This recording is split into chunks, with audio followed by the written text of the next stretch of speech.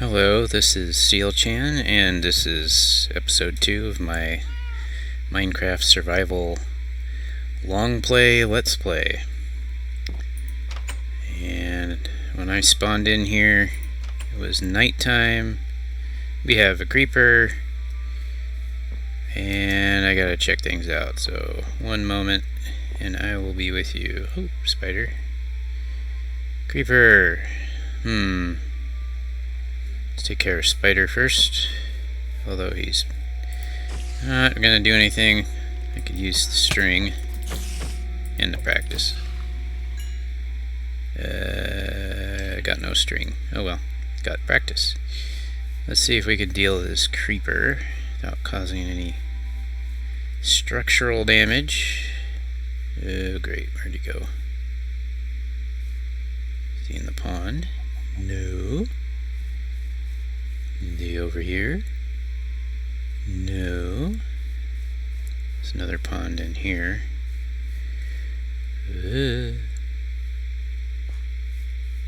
Great. Did he despawn? Is he creeping along this thing? Nothing worse than a creeper in your build. Wow. I guess he just happened to despawn. Well, hopefully that doesn't come back to bite me in the butt. Anyway, on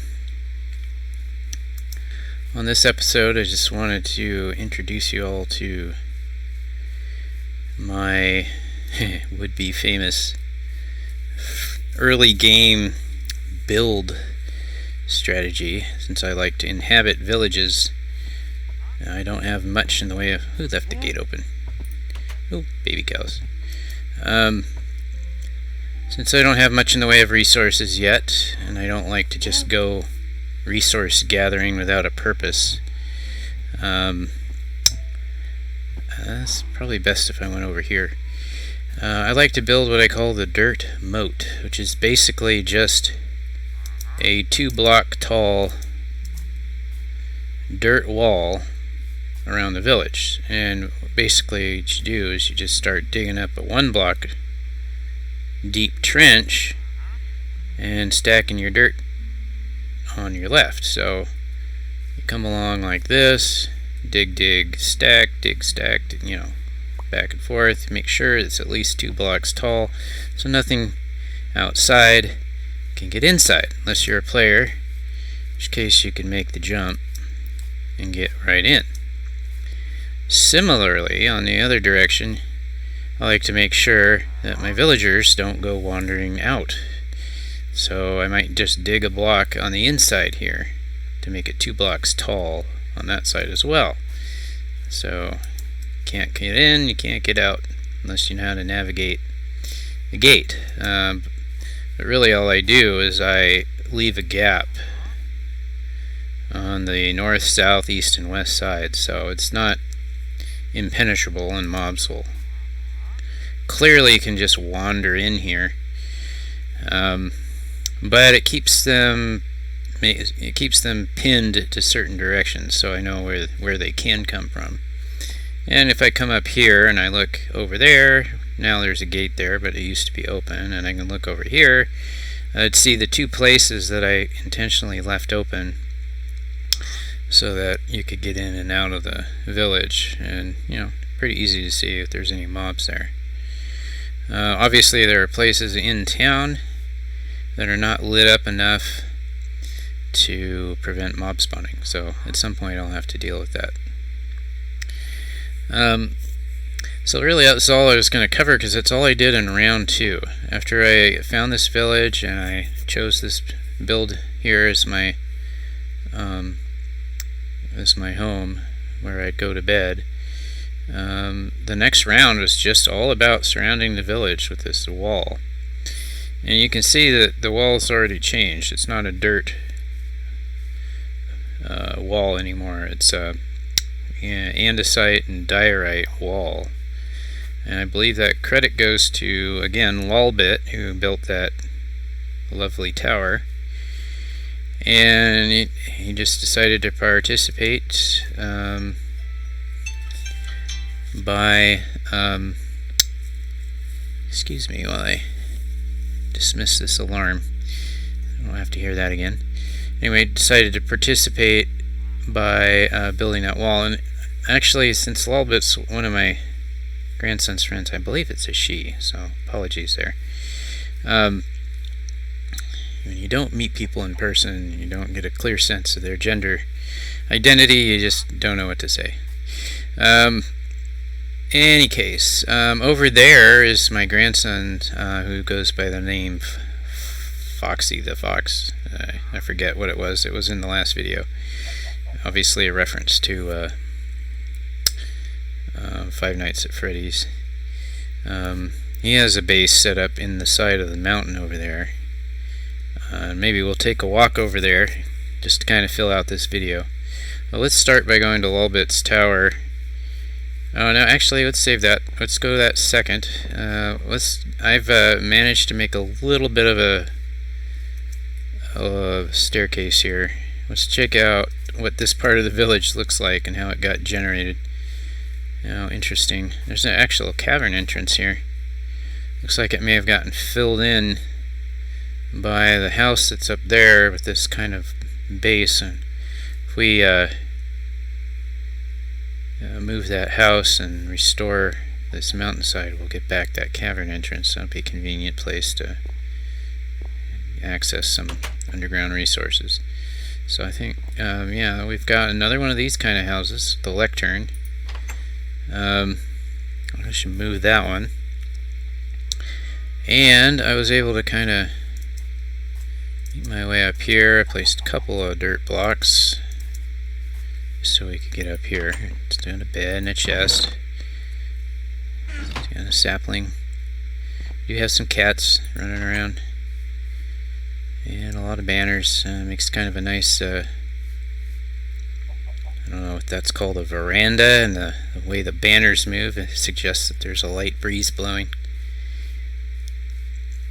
Well, interesting. I wonder if this was mined. But anyway, it's no easy way up here to the 2 or 3, maybe 4. No, not quite. I could try it. Naturally generated buildings up there.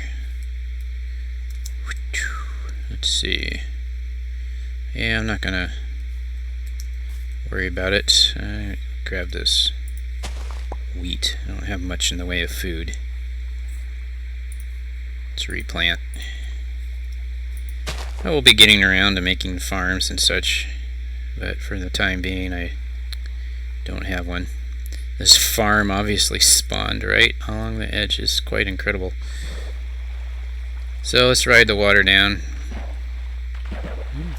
Some more wheat. I don't think that's quite ready. Okay. Oh, hello, chicken. Yeah, I do have seeds. Sure. Have some seeds. That's all I got. Alright, yeah, let's go back in. Check out Lolbit's tower.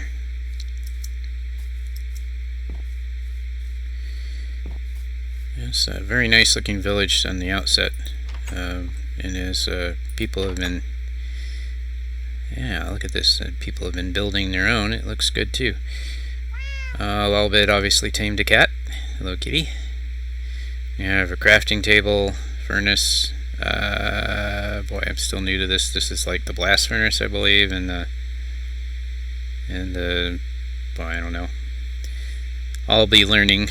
I'm sure you guys know what it is. Machines for crafting. But anyway, Lolbit's got quite a bit of stuff in here. I will not be taking any of it. Obviously done some combat. Looks like maybe even been in some chests underground. Here's the evidence that Lolbit was interested in building their improved wall, and somehow already has a bunch of TNT. Well, make sure we stay on her good side. Up the stairs. Oh, nice lantern. Up the stairs. Yeah, I've been up here once. Good view. I've noticed that in 1.17 there's a lot more of the non-regular stone blocks, the andesite I wonder where that came from. That's right. The andesite, the diorite, and granite. It just seems to be so much more of it. I think I'm going to go ahead and pillar up here so I can see. Oh, now we're in trouble because the sun's setting. I gotta go protect this town. Well, I'll tell you what. Let's just see what happens. We only got one villager and he's locked up, so what are we worried about? Alright, let's take a look. Now it's quite the view from up here. We can see as the sun sets into the west, we have a desert. But really it's as much savanna as desert. So if we wanted to keep our village in the savanna, we have plenty of room to move, I think, in the south, even in the west, and definitely in the east. So cut off there to the north. So I like the idea that we keep the village in the savanna, keep its kind of style using acacia. And I started using, I believe this is the andesite. So let's head down. Oh, and then we can see my grandson Foxy's build over here. Let's go check that out. Alrighty.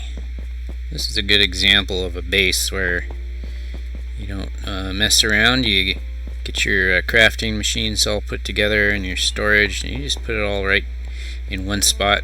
It's very efficient. Lets you progress quickly through the game. And there's the bed. My approach is going to be a little different. I think for each new machine, we're going to have a separate build, and that build will have a kind of designated profession. You'll see as we move along here what I mean by that. It's my way of coming up with a mega build, a large scale build, which is the improvement of this village by basically adding one little build at a time. So we went to bed very late. I hear zombies dying in the sunlight, so I run up here. Yeah, he wanted to get in there. Wow, lots of zombies. So I run up here. Oh, yeah, that's what I thought. Oh, too late. See, that's all it takes. I just barely even noticed he was there, and boom, destruction. Alright, let's fix that. This hill has been blown up I don't know how many times. It's crazy. I'm not gonna fix it now, you know, but like I said, it's on my list. Yeah, so I guess it might as well be a little more busted. Wow. Okay, well, let's go check out zombies who couldn't find anywhere to run. There's a glow squid. Maybe I should squish that. Now, how come... Oh, you can't get on there. Whoa, creeper, run away. Oh, I think I got away in time. Oh, and there it is. Last time I went in after a creeper, it seemed that when it blew up, it hurt me. See, it doesn't damage any blocks when it blows up in the water, but you know, I was above water this time, so I would expect to be hurt. But I was pretty solidly underwater. And it does look like the creeper was attacked by that new mob. There's one on their land. Let's see if he gets at me. Yeah, just more interested in jumping back in the water. I really don't know much at all about these mobs. They do seem to like to come out and explore. It'd be fun to figure them out. I'm going to take out this block. Okay, keep our 2-block high wall going. Not that we have any villagers trying to get out. Alright, so, wow, lots of distractions. Let's go and head over to Foxy's base and check it out. over this way. We've got llamas going on around here, which is nice. One thing you'll notice when you approach Foxy's base, that Foxy's had the same problem with creepers that I have. He has not been doing the road repairs. And oh, unfortunately, this little stone cutting, this is the stone cutter. This little stone cutting base here is, nice organization. We have andesite in one chest, got diorite in the other, and got cobble at the top. Anyway, unfortunately, without the proper security, you get the local creeper decorator coming by. Oh well, let's see. He hasn't been around too much, so I'm sure if he came back, he might do some maintenance. Oh, that's not good. Not good to have creepers in your house. Let's go. Maybe that was a bad time to visit. Maybe I should have called ahead. Maybe I'll just lure him out. I believe there's a pond over here. Come on, guy. Let's go swimming. Let's go swimming. Is that down over here? Yeah. So I can get you to fall in a hole. Are you going to fall in a hole? No. Oh, too close. I've gotten lazy. Used to be creepers. You could stay far enough away from them. They move a little faster, I think. They blow up a little quicker. It's not as easy as it used to be. Well, you won't notice that hole. It's just another hole. Anyway, let's go check out his base. Now that I got the creeper out of it, I might have to kill a spider. Oh yeah, I took this cooked beef, aka steak, out of his furnace. And spider. I don't know where he went. Huh. Anyway, this is the base. He's basically cleared out a large area. Got some resources stored away. He only played for a little while. This crafting station area.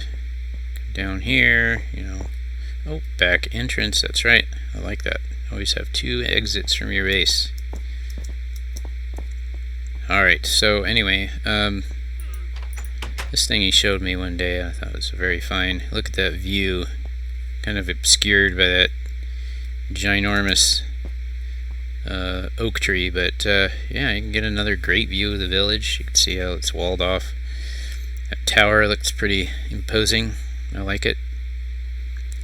So yeah, again, that was round 2 of my my plan here for the village. One simple task. It was a bit repetitive and it took a while, but I always think it's so important to try to beef up security, to lower the number of creeper explosions you encounter and villagers lost. And well, I can say is I still have 1 villager, but you can see I have done a little bit of repair, but I've never had this much creeper damage. So I think the wall does do some good. Do need to do some lighting, but for now I'm pretty happy with the view. So I'll be back next video with the work that I did, which you've probably seen or had a peek of already, for round 3 of my gameplay. Thank you for watching.